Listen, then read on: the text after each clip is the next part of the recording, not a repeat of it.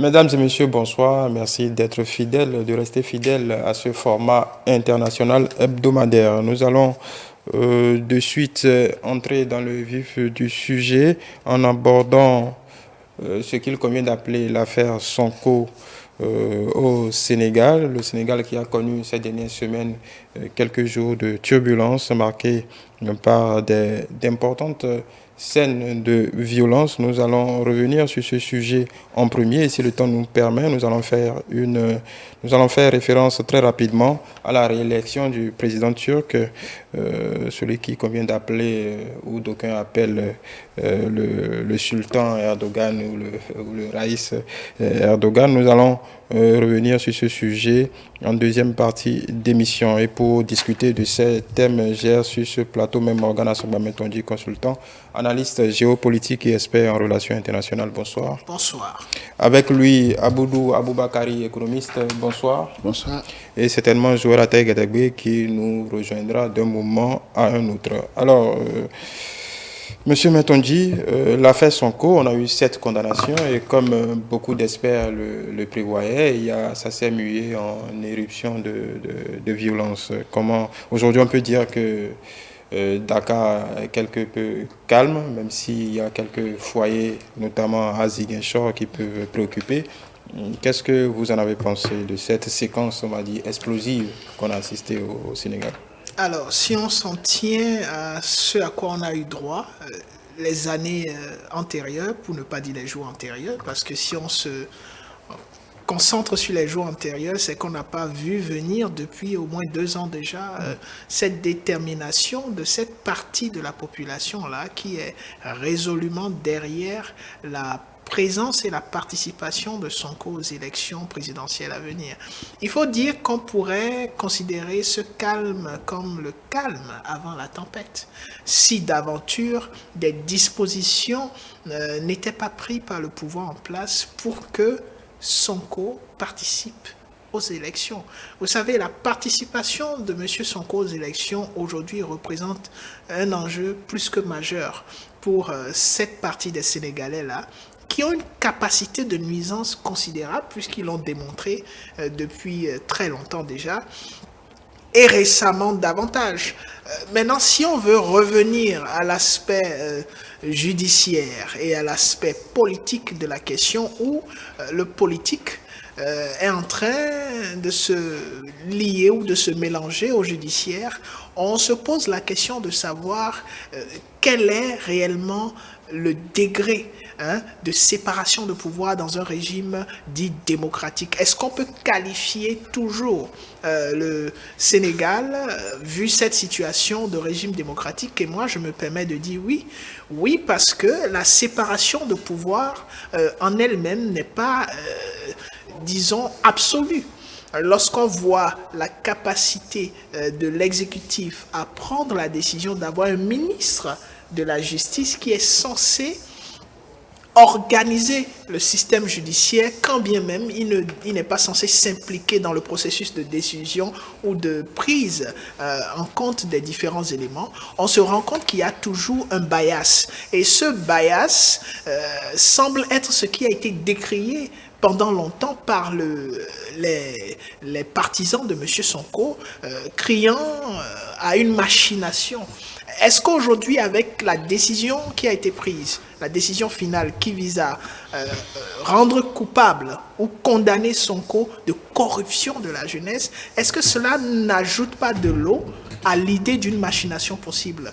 On peut se permettre de dire, oui, on a l'impression qu'il y a une machination, puisque d'abord, le thème corruption de la jeunesse reste difficile à prouver en matière de droit si on doit parler des éléments qui permettent d'établir l'acte fautif qui est posé. De quelle jeunesse on parle? Quels sont les éléments qui permettent de dire qu'il y a corruption de la jeunesse? C'est tout un débat qui mérite réflexion. Voilà, on n'est pas qualifié pour faire ce débat pénal. Je salue Joël Atek qui vient de nous rejoindre. Bonsoir.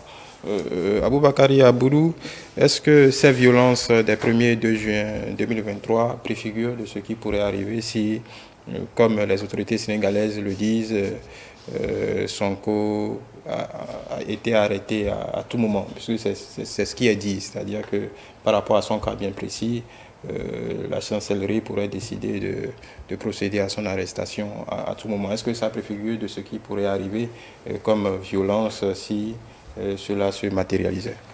Bon, on ne peut rien dire d'absolu. Ce qui est clair, c'est qu'il y a un fait. Le fait est que ce bras de fer dure, déjà. Donc, Sonko n'est pas n'importe qui. Il s'est quand même arrangé pour être élu. Malgré cette adversité, il est quand même maire d'une ville. Il a montré sa détermination. Ce n'est pas la première fois. Donc, aujourd'hui condamné. Et donc, il est, comme on dit là, il joue ses dernières cartes. Où il accepte, ça passe. Où il n'accepte pas, et ça n'augure pas que ça ne va pas passer. Puisque, en réalité, c'est lui contre toute une machine. Et même quand on parle de rue, on a vu, bon, la rue peut sortir, manifester, mais à un certain moment, quand on sait déjà, puisque la décision est prise en connaissance de cause, ils sont tous dans un même pays. Hein. Je crois que ceux-là aussi savent d'où ça vient. C'est les moyens d'un pays. Il y a les renseignements, il y a tout. On sait qui fait quoi et où. Donc, noyauter tout ça, c'est possible. Parce que jusqu'à arriver à la condamnation, avant déjà, au moment où on avait voulu, l'affaire commençait, on avait voulu l'arrêter en détention préventive, tout ça, il y a eu des heures, il y a eu beaucoup de choses. Hein. Donc, ceux qui, peut-être, marchent vers cette décision, savent à quoi s'en tenir, donc sont capables aussi de prendre leurs précautions et de se dire, on sait qu'il y aura des remous, mais après ces remous-là, bon, ça passera. Donc, chacun est dans sa position. On ne peut pas augurer de quelque chose ou de quelque chose d'autre. Mais ce qu'on sait, voyant l'histoire récente, très récente, dont Macky Sall lui-même en a été victime, et bien d'autres, on sait comment le peuple sénégalais réagit. Donc, quand il est déterminé, il peut aller jusqu'au bout, mais sans autant de violence, puisqu'ils tiennent à faire des élections, à ce que leur candidat soit sans tâche et aille aux élections, puisque c'est son droit, un citoyen de l'avoir.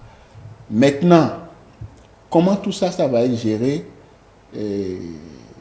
moi j'attends de voir, parce que je suis sûr que le pouvoir en place, ou la justice, puisque je les sépare, le pouvoir en place, et la justice, qui va vouloir que sa décision soit appliquée si elle veut être crédible. Crédible, évidemment. Si elle veut être crédible, puisqu'elle a rendu une décision, elle va vouloir que la décision soit appliquée. Mais moi, je ne vois pas une porte de sortie par rapport à la justice. Donc déjà, je reste sceptique pour amener le calme. Si il devait avoir dialogue, tel que la situation est aujourd'hui, le dialogue ne peut venir ni d'un camp ou de l'autre. À l'intérieur, je ne vois pas le camp Sonko ou l'État, puisque aller vers un dialogue par rapport à l'État, c'est reconnaître déjà que l'État est impliqué dans la décision qui est prise. Donc, ça veut dire que c'est une décision orientée politiquement. Bon, aller, que ce soit le camp Sonko qui aille, c'est comme si Sonko dit « je reconnais », ou bien mais je demande l'indulgence. Les deux camps, pour moi, pour l'heure, je n'ai pas l'impression que ni l'un ni l'autre camp veut aller vers le dialogue. Donc, chaque camp sur sa position et se dit, j'ai raison et j'ai les capacités d'imposer ma volonté à l'autre camp.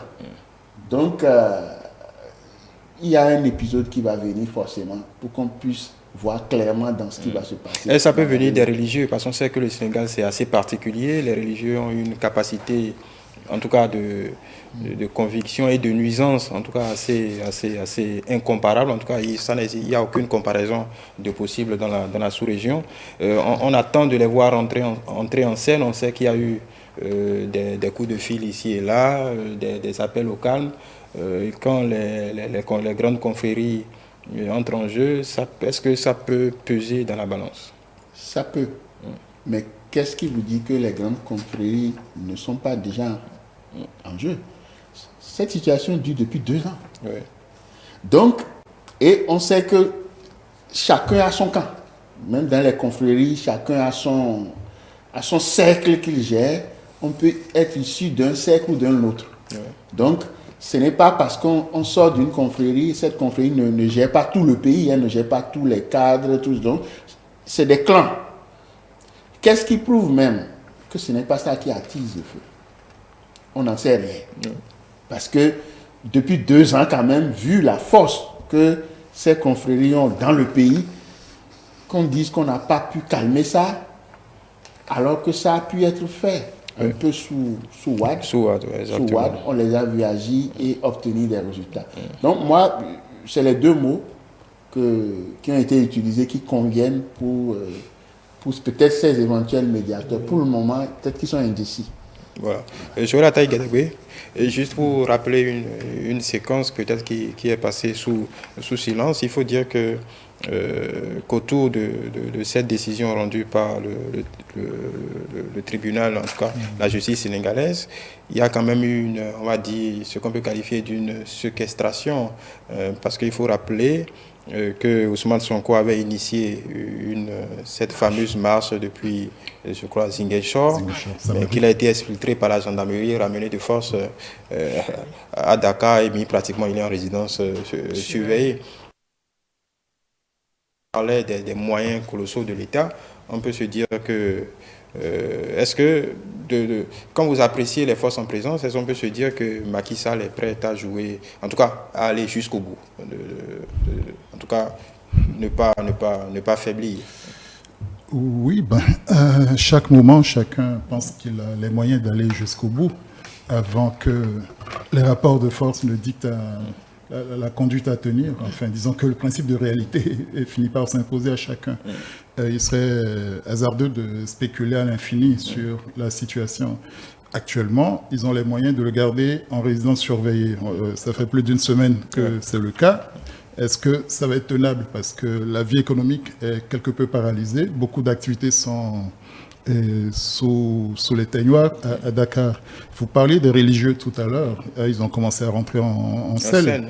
On a supputé que Macky Sall se serait rendu à Touba, nuitamment, et qu'il aurait été hué par les manifestants ou par des jeunes qui ont fait l'objet d'un rappel à l'ordre d'une partie de la hiérarchie musulmane. Donc peu à peu, comme Aboubakari disait, on va savoir qui est qui. Les uns les autres vont rentrer dans la danse. Et la question est celle de la médiation possible. À l'interne, ils ont l'opportunité de leur dialogue national qui est en cours. Ça peut être un formidable prétexte pour ramener la balle à terre. Et ça pourrait être le cadre où chacun sauve la face. Est-ce qu'ils sont assez disponibles dans ce sens-là? Ça, c'est la solution endogène, à mon avis, qui est servie par les circonstances. Parce que dans les ralliements, ils ne seront jamais définitifs. Et Mimi Touré, enfin Aminata Touré, l'ancien Premier ministre, Idrissa Seck, l'ancien Premier ministre de Wade, enfin au moins eux, ils ont fait le PDS avec Macky Sall, ont été jusqu'à récemment ses partenaires, avant de commencer à préparer également leur possible arrivée dans le fauteuil. Donc ils ne vont pas dérouler un tapis rouge pour Sonko. Et pour l'instant, c'est un front anti-Macky qui se forme avec eux. Et donc jusqu'où, eux, avec Barthélémy Diaz, le maire de Dakar, resteront-ils, disons, en convergence? Et ça, Macky Sall également va devoir apprécier. Je parlais des rapports de force tout à l'heure. Ce n'est pas un front qui restera uni jusqu'au bout. Mais dans les circonstances actuelles, il aura fort à faire avec eux. Et donc, le dialogue national est un cadre, est une porte de sortie pour une paix des braves. Mais elle est perturbée, et ça montre un peu la volonté d'aller jusqu'au bout, par l'appel que la jeune dame qui aurait été violée a interjeté. Adji Sarr. Voilà, Adji Sarr. Donc, à partir de là, la justice va devoir continuer son boulot. Si on est vraiment en séparation des pouvoirs, et donc il faut pouvoir maintenir Sonko sous contrôle, et que la justice en appelle, et rendre rapidement sa décision, infirme tout. Je n'ose penser jusqu'à la cassation, mais que cette étape qui vient d'arriver soit rapidement exécutée et qu'on passe maintenant au volet politique, où, en dehors du cadre du dialogue national... De toute façon, les deux se jouent en même temps, le judiciaire, le volet politique. Le politique, mais si on veut... Le politique n'est pas en pause. Non, au contraire. Mais il faut maintenir la fiction de la séparation des pouvoirs. En attendant, le judiciaire doit dérouler formellement et c'est surtout l'appel qui vient allonger la séquence judiciaire. Mais on peut aussi l'abréger très rapidement, où Adji Sarr retire finalement son appel. En tout cas, on peut trouver un moyen de vite traiter ça. Et puis ensuite, on passe à la phase politique où on convoque l'Assemblée en 3 jours, en 2, 3, 4 coups, une loi d'amnistie peut être prise, on remet les compteurs à zéro et Macky déclare solennellement qu'il n'est plus dans l'affaire. Voilà, on passe à autre chose. On passe à autre chose, oui. Ça dépend de... Morgana Souamentongi, il y a une séquence qui pourrait... Est-ce que vous pensez que l'ampleur de ces violences, parce que pour une fois, on est passé à une autre étape, l'université qui est incendiée, les commerces, d'habitude, les intérêts français sont ciblés. Cette fois, il n'y avait pas que les intérêts français, il y avait les intérêts des Sénégalais. Il y a beaucoup de boutiques qui ont été incendiées, ce qui peut expliquer aussi que les manifestations se soient essoufflées au bout de 2 ou 3 jours parce qu'il y a une certaine lassitude constatée des Sénégalais. Est-ce que ce degré de violence peut desservir, en fin de compte, Ousmane Sonko? Desservi, ça va être difficile. Parce que là, pour le coup, les intérêts des Sénégalais eux-mêmes sont menacés. De ce qu'on a connu ces 2 dernières années, il fallait attaquer les Français contre le soutien de Macky Sall. Là, on a attaqué l'université, on a attaqué des biens privés, on a attaqué des... En fait, les Sénégalais s'attaquent eux-mêmes. Est-ce que ça peut, disons, lasser une bonne partie de la population? Ce serait difficile de le dire. Pourquoi? Parce que le degré de la violence montre le degré de la frustration. Et le fait qu'on ne s'attaque pas aux intérêts des pays extérieurs, en l'occurrence la France, montre que ce qui se joue aujourd'hui au Sénégal appartient aux Sénégalais. Les Sénégalais ont compris, et les forces extérieures, aucun acteur externe ne viendra trouver la solution au Sénégal. C'est les Sénégalais eux-mêmes qui vont trouver la solution à cette situation de crise, à la fois politique et judiciaire. Et c'est la fiction de la séparation, et j'aime bien le mot qu'a utilisé M. Attaï, qui montre qu'il y a une fiction, mais qu'il n'y a pas dans le fond séparation, et qu'on ne saurait traiter l'un sans traiter l'autre. Parce que dès le départ, on a mis les deux ensemble. Dès le départ de cette histoire, on a trouvé que c'était une machination et on a travaillé dessus. Aujourd'hui, la situation remet en cause même le caractère objectif et crédible du système judiciaire sénégalais. Et ça, c'est pertinent.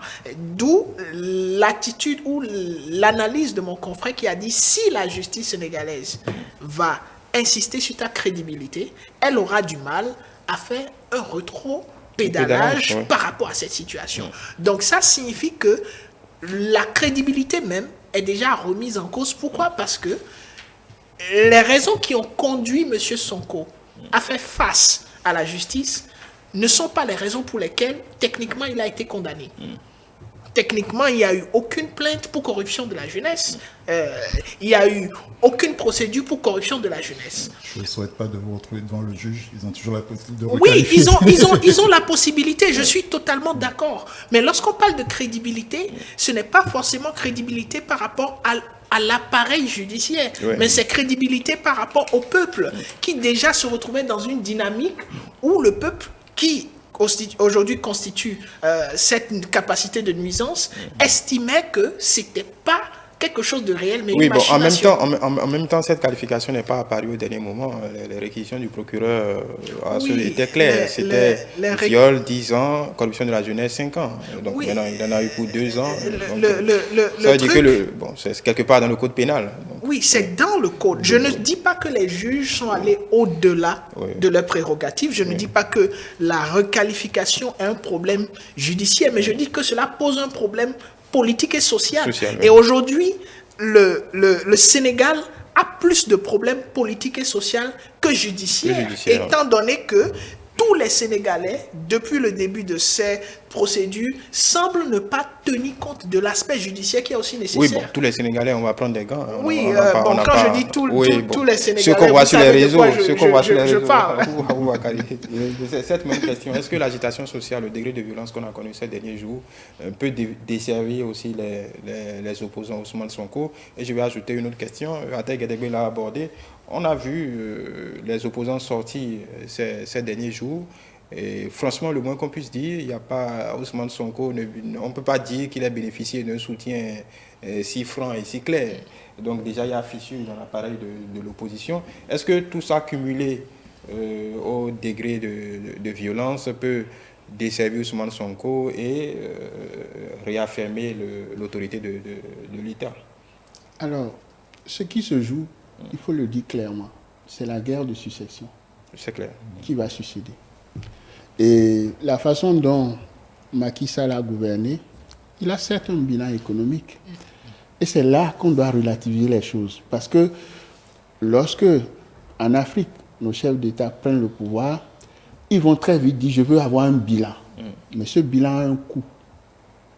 Pas le coût économique. Il y a des concessions qu'on fait. Ceux qui ont leur argent, ils veulent en tirer le meilleur. Ils viennent dans le pays, ils investissent pour les infrastructures. Mais les infrastructures, là, servent qui?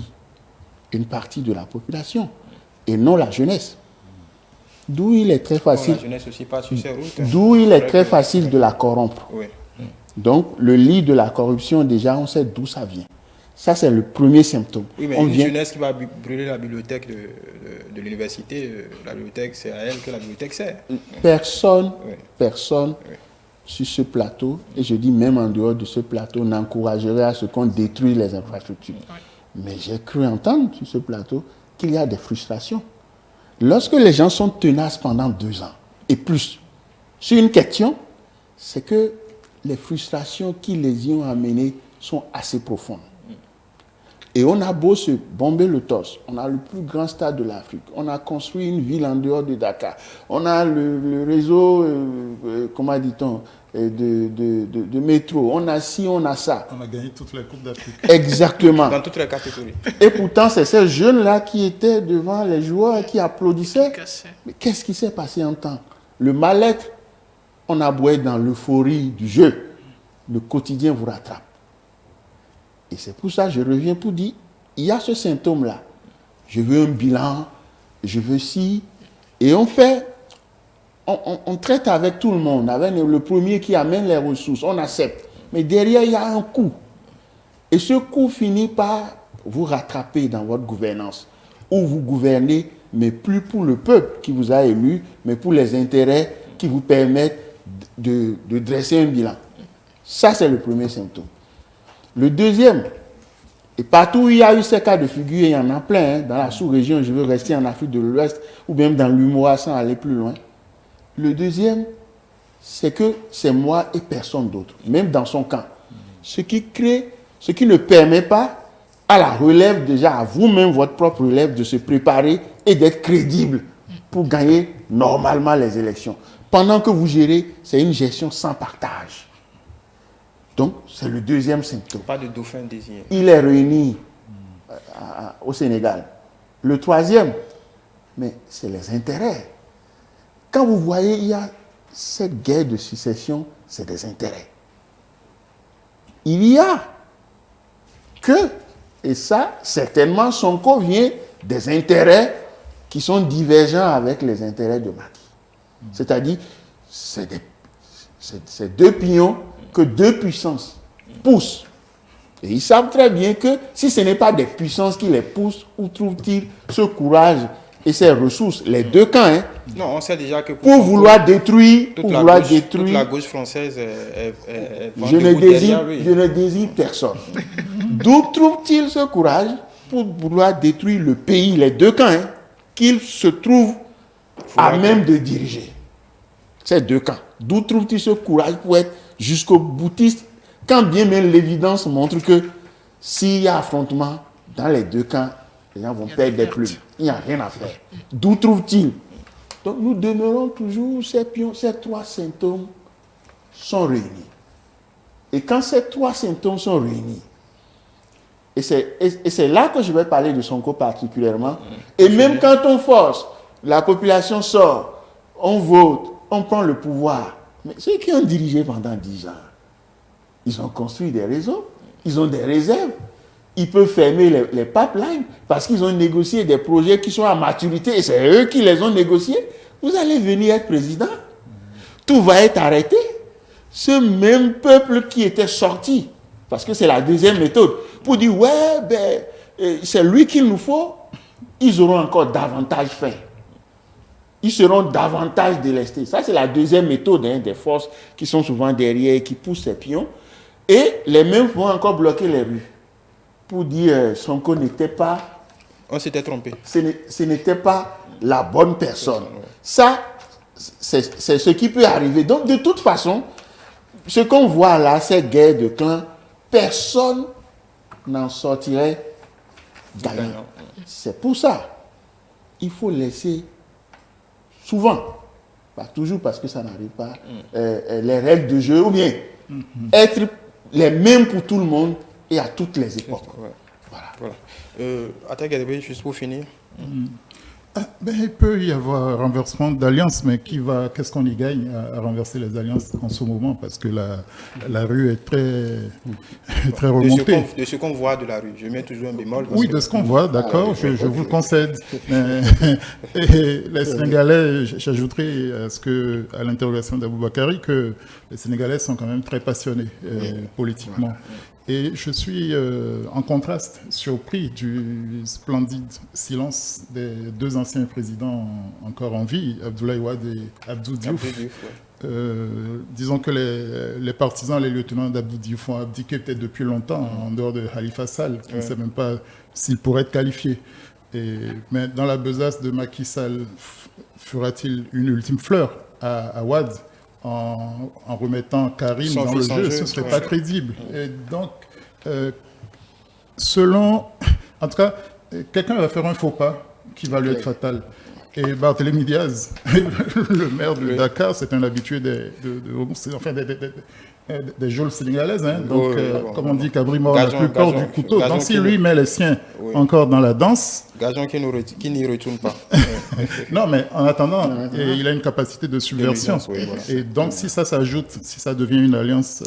pour Sonko, malgré les faux pas de Sonko, ça devient une déflagration qu'on ne maîtrise plus. Voilà. Ne souhaitons pas ça pour lui et moi, ne serait-ce qu'au nom des intérêts communs que nous partageons et de la stabilité que le Sénégal a toujours représentée. Voilà, on va suivre l'évolution de la situation. Le temps qui nous est imparti est écoulé. Je vais remercier Joël Ataïgadegbe, expert en gouvernance, Morgana Soubametonji, consultant analyste géopolitique, expert en relations internationales, et Aboudou Aboubakari, économiste. Nous allons certainement revenir sur ce sujet parce que, évidemment, les prochains développements mériteront peut-être de s'y pencher plus profondément. Merci de nous avoir suivis. Rendez-vous la semaine prochaine pour d'autres développements.